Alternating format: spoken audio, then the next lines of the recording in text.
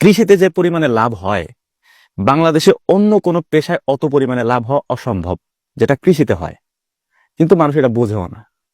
খামার করতে গেলে অনেকে মনে করে যে খামার করলে লস হয়। খামার করলে লস যদি হইতো, বাংলাদেশে এত আমিষের চাহিদা পূরণ করে কারা? ট্রু। বিদেশ থেকে তো আসে না। এইগুলা পূরণ করতেছে তো দেশীয় মানে উৎপাদন করেই।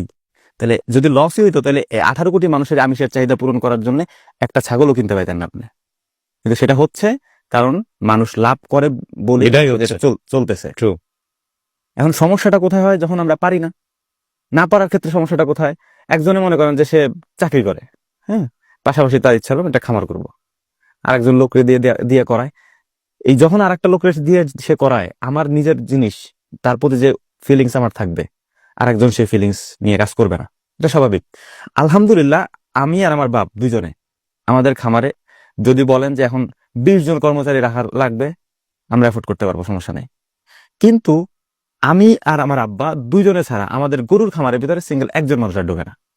আমরা এই কাজ করি, এখনো পর্যন্ত আমরাই করি, যেটা আমাদের করার পর কোনো প্রয়োজন নেই। আমরা পায়ের পর পায়ে তুলে ঘরে বসে থাকতে পারি, কোনো সমস্যা নেই।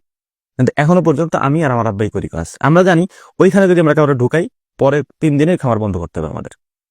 যে কারণে আমরা এখনো পর্যন্ত আমাদের নিজেদের কাজগুলো আমরা নিজেরাই করি। এখন আমি এখানে আসছি, হ্যাঁ, আমার বাপের খুব পরিশ্রম হইতেছে আর কি। সরি আঙ্কেল, কিন্তু এটা একটু কষ্ট করতে হবে 2 ঘন্টার জন্য। তো এটা হচ্ছে মূল ব্যাপার আর কি, যে আমাদের কাজের ক্ষেত্রে যার খামার কাজ তারই করতে হবে।